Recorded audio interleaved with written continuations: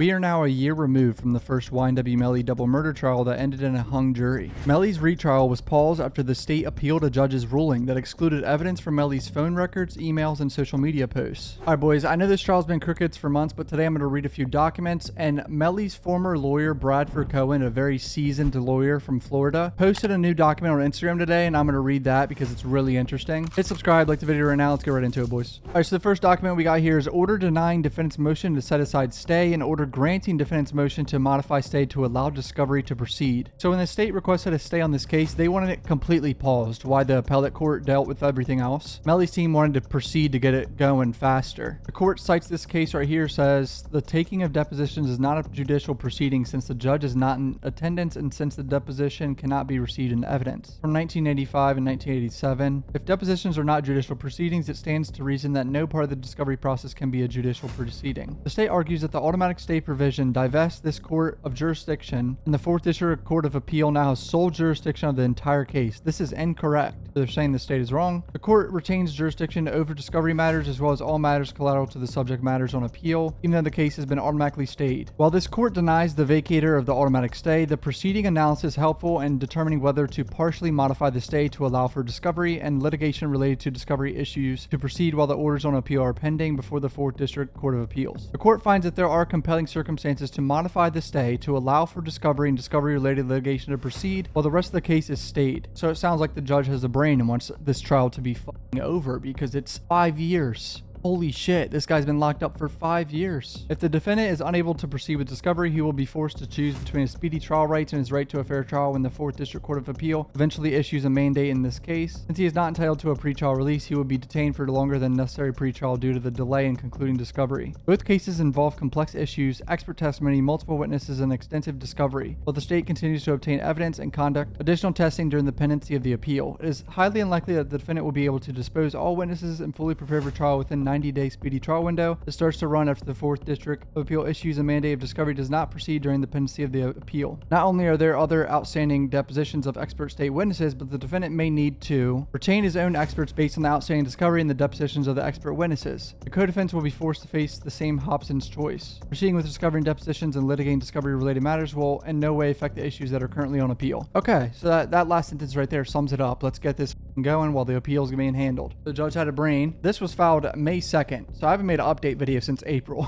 My bad. I've been consumed by the YSL trial. All right, here we have another motion to compel discovery. On February 7th, 2024, defendant filed his motion to compel discovery regarding the below. Proof of all efforts made by all law enforcement agencies to serve Mariah Hamilton with writ to appear at trial, including but not limited to skip traces, searches for employer, searches for enrollment in college, trade schools, or other educational institutions. All efforts by and between the state attorney's office and Christopher Barras to amicably resolve his issues of Mariah Hamilton giving a statement. On February 9th, the court entered an order granting the defendant's motion. Rather than provide the requested discovery or in the alternative response that the documents don't exist, the SOF filed a motion for rehearing which was denied. A week later, to date, the SOF has not complied with the discovery request. The SOF is willingly disobeying the court's orders and should be held to answer as to why they won't provide the corpus delicti of the witness tampering charge. Damn, so they're straight up ignoring the court's orders in regards to the witness tampering.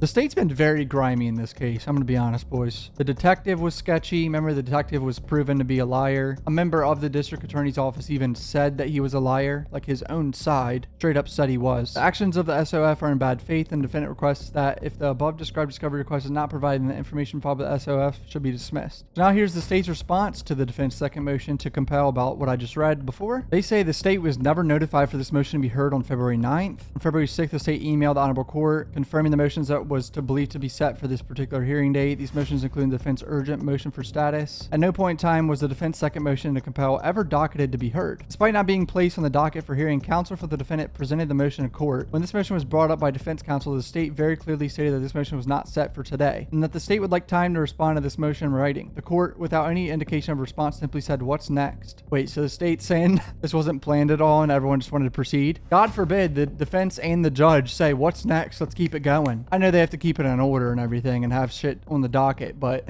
God forbid they speed up shit. The state was not noticed nor given a proper opportunity to respond to the defense motion, yet the court issued an order. The court issued a written ruling granting the defense motion without giving the state a reasonable nor meaningful opportunity to be heard, which has violated the state's due process rights. Had the state been given a meaningful opportunity to be heard, the state would have made the following points of law and fact. Here we go. Here's the response. Due to the inherent nature of the charge of witness tampering, discovery from the defense's original case is relevant to the defense's newest charges. The defendant moved to depose Kristine Bradley, who was the assistant state attorney that was in Melly's first trial, the brunette girl. The state objected, and this honorable court specifically asked the defense counsel why they wanted to depose her. Defendant's counsel made baseless, unfounded accusations of Bradley, accusing her of not making any efforts to bring in witness Mariah Hamilton for deposition. The defense counsel further stated before this court that they specifically wanted to depose Bradley regarding her alleged efforts in bringing in witness Mariah Hamilton for deposition. The state responded in open court saying there are emails to prove what counsel is saying is unfounded and that the state is currently going through all of them prior to sending them out in supplemental discovery. This honorable court deferred ruling on the defense request to depose Bradley and ordered state supplemental discovery December 28th. Melly's team had big accusations with Kristine Bradley about not putting effort in having Melly's ex-girlfriend to come in for a deposition. State is saying this is complete cap. To dumb that down, these emails indicate there were times Miss Hamilton's counsel was unresponsive and Bradley had an investigator assigned to make sure he was okay. In fact, leading up to days before the deposition, Bradley even contacted Miss Felicia Holmes, Miss Hamilton's mother, due to unresponsiveness of her counsel. She also contacted other individuals that worked with counsel to try and get a hold of him. She also contacted other people. The emails prove that no one was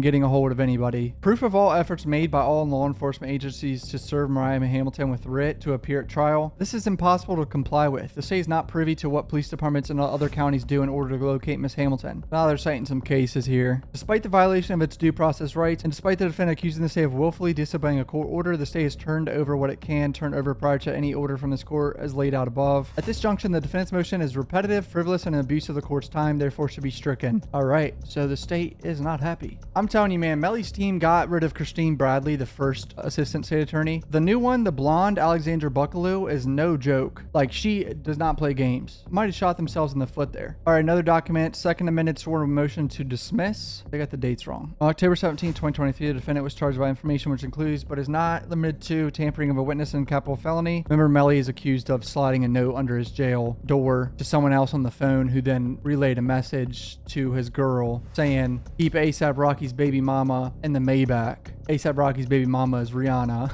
It was code language that could clearly be deciphered. His girlfriend's name is Riri. Basically telling her not to talk to feds. April 10th through July 22nd, defendant did unlawfully and unknowingly engage in misleading conduct and offer pecuniary benefit or gain with the intent to cause or induce Mariah Hamilton, his girlfriend Riri, to withhold testimony from an official proceeding, avoid legal process summoning her, be absent from an official proceeding which she has been summoned by legal process. The SOF has been given the opportunity to provide evidence that would support charging the defendant with the crime of witness tampering, and after several months of delay have failed to do so. The application of law to the undisputed fact shows that the state of Florida does not and cannot meet the factual burden of establishing a prima facie case of witness tampering. Accordingly, the dismissal of the information is warranted. The Mellys team is saying they don't got the grounds to charge him with witness tampering. Interesting. So then they filed a motion to compel and deposition of Kristine Bradley, the brunette state attorney that was on the first trial. Member. October 3rd, 2023, Detective Garrett Steele executed a probable cause affidavit, including but not limited to April 18th, 2023, counsel for Jamel Demons exchanged emails about scheduling of deposition of Mariah Hamilton. A day later, Terrence Mathis, who was part of the witness tampering situation, the guy that got the note, I believe, placed a call to co-defendant CORTLEN Henry to relay messages. Demons again references Mariah Hamilton and calls her ASAP Rocky's baby mama. I can't believe this is real, dude. Despite the probable cause affidavit starting April 18th, emails were exchanged by defense counsel and Bradley about scheduling the deposition of Mariah Hamilton. Melly's team has pointed out that there was only one email that Bradley sent right here. The SOF did not provide any email dated April 19th. Rather, the next email was sent by Bradley 10 days later, which reads, "Good evening, Miss Hamilton's attorney just called and asked if there was anything we could do. Deposition on Monday, May 15th instead. I can rearrange my schedule to accommodate that if that works for you. Let me know." From the emails provided, it doesn't appear that the defense response to Bradley until May 2nd. The SOF provided additional emails to the Bears Law Associates stating that ASA Bradley had called, emailed, and texted to no avail. However, in reviewing the emails provided by the state, it appears that only one attempt to contact the Bears was made. The state of Florida has provided a plethora of phone calls and letters confiscated from various inmates. The undersigned has reviewed all the correspondence. Mariah Hamilton, or ASAP Rocky's baby mama, Defendant would further renew his request to depose Bradley on the limited issue of coordinating the deposition unilaterally set by the defense on May 5th, and attempts to contact and coordinate the deposition with Mariah Hamilton and her attorney. The provided emails do not explain how the date of May 5th, 2023 came about. Bradley must be deposed and given the opportunity to provide emails. So I think they're accusing Bradley of like intentionally sabotaging a deposition of Melly's girlfriend